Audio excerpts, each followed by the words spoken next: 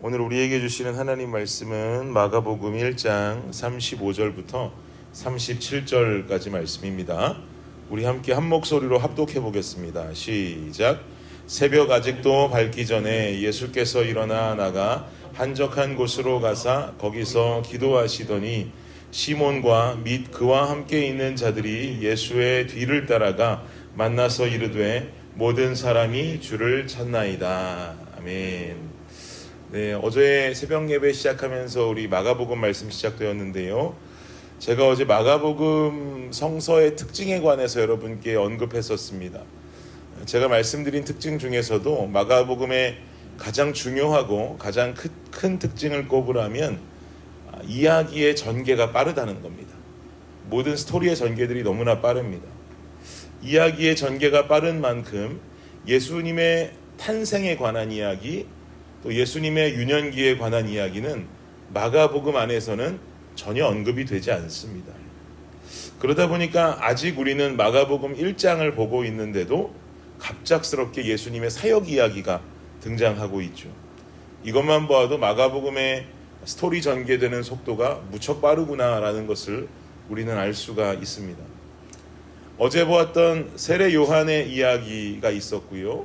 세례 요한의 이야기 이후에 마가복음 1장은 광야에서 시험당하신 예수님의 모습을 아주 짧게 언급하고, 그리고 제자들을 부르신 뒤에 공생의 사역을 시작하는 예수님의 모습을 그려내고 있습니다.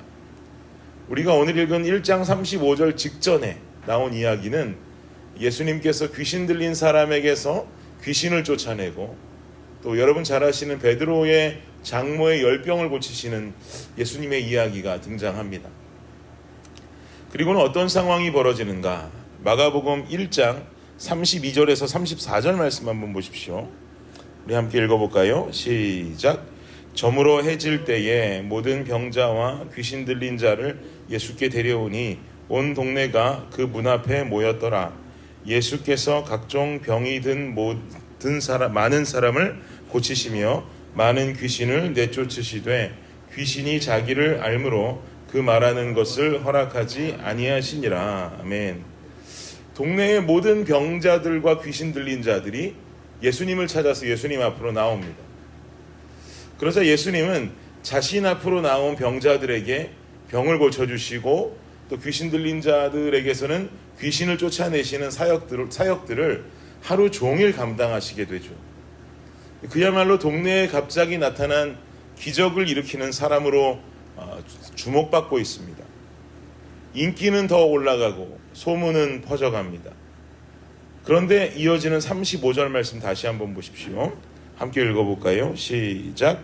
새벽 아직도 밝기 전에 예수께서 일어나 나가 한적한 곳으로 가사 거기서 기도하시더니, 예수님은 유대 땅에 내려오신 하나님의 아들이요 이 땅을 구원하실 메시아입니다.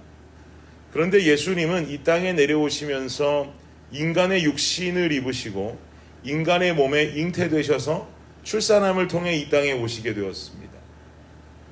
이것이 의미하는 것은 예수님이 가지고 계신 것은 신성만이 아니라는 것이죠. 예수님은 신성만을 가지고 이 땅에 보내신 존재가 아닙니다. 예수님은 신성과 동시에 인성도 함께 가지고 계셨습니다. 그러기에 예수님도 일을 많이 하시면 지칠 수 있고요, 피곤하시기도 합니다. 그리고 생각해 보시면 십자가에 달려서 돌아가시는 예수님의 고통 속에서도 예수님이 신성만 가지고 계셔서 아무런 고통도 느끼지 않으시고 단지 죽었다가 부활하신 것이 아니라, 예수님께서는 분명히 인성도 가지고 계시기에 손에 못을 박히고 채찍질을 당하면서 살점이 떨어져 나가는 상황 속에서도 인간이 느낄 수 있는 똑같은 고통과 아픔을 느끼셨던 분인 거죠. 그렇기 때문에 예수님의 십자가 사건은 우리에게 더더욱이 아주 위대한 사건으로 다가오는 것입니다. 다시 본문으로 돌아오면 예수님도요, 하루 종일 귀신 쫓으셨습니다. 하루 종일 병든 자를 고치는 사역을 하셨습니다. 그러니 당연히 그의 몸이 어떻게 되겠습니까? 피곤합니다. 무척 지칩니다.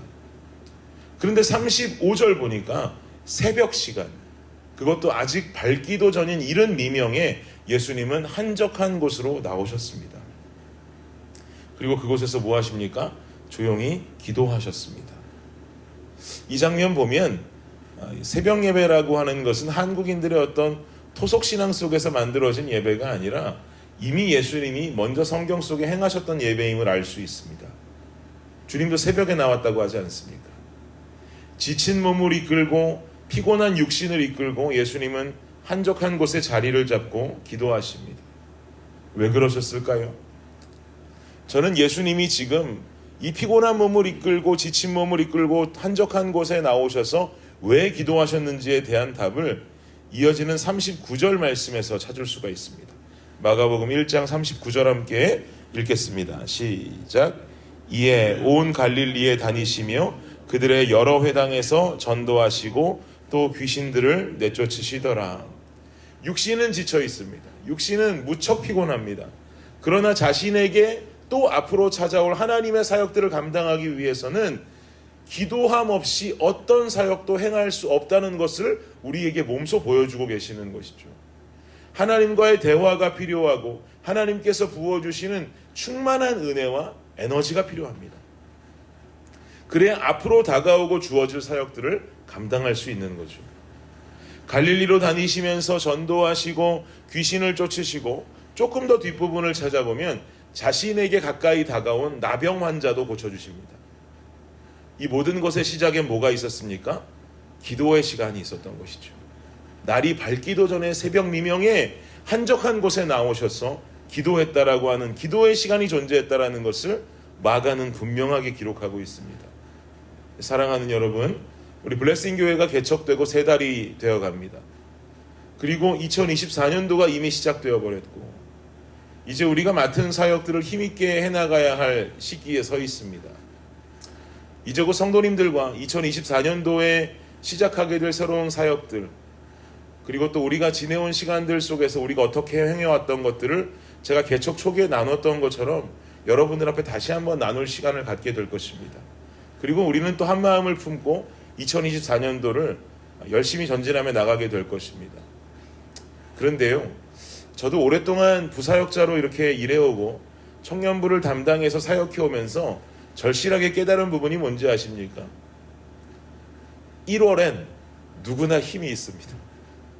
모든 성도들이 힘없는 사람 없어요. 새로운 마음 가지고 그래 시작해봐야지, 이번 연도 열심히 달려가 봐야지. 1월, 2월 누구나 다 힘이 있습니다. 7월, 8월까지도요 열심히 달려와도 그 정도 갈 만한 힘이 여전히 남아 있습니다. 그런데 제가 가만히 보니까 한 9월쯤 되고 연말이 다가오는 시점이 다가오면 사역자도 지치고 성도도 지쳐갑니다. 힘이 빠집니다. 그러다 보면 그때쯤 되면 성도 간에 괜한 말 한마디에도 상처받을 때 있고 또 시험 들기도 하고, 그리고 또 마음속에 이런 다짐도 합니다. 내년에 교회에서는 아무 일도 안 할 거야. 내년만 되면 나는 아무 일도 안 할 거야. 교회 일은 아무것도 맡지 않을 거야. 이런 생각을 수천 번도 넘게 되뇌이는 성도들이 있습니다. 사랑하는 여러분, 우리가 제 아무리 교회 일을 하고 제 아무리 교회 사역과 섬김을 해도 예수님보다 바쁠 수가 있을까요? 우리는 타고 다닐 차라도 있지. 예수님은 그 모든 사역하시면서 걸어 다니시고 광야길을 다니면서 병자를 고치고 귀신을 쫓고 천국의 복음을 전하는 그 사역들을 해나가지 않으셨습니까? 얼마나 힘들고 얼마나 지치셨을까요? 그럼에도 불구하고 예수님께서는 십자가에 못 박혀 돌아가시기 직전까지도 그 사역을 멈추지 않으셨습니다. 그 예수님 사역의 동력은 바로 새벽, 아직도 밝기 전에 예수께서 일어나 나가 한적한 곳으로 가서 거기서 기도하시더라 라고 하는 35절 말씀에 그 비결과 그 비밀이 숨겨져 있는 줄을 믿습니다.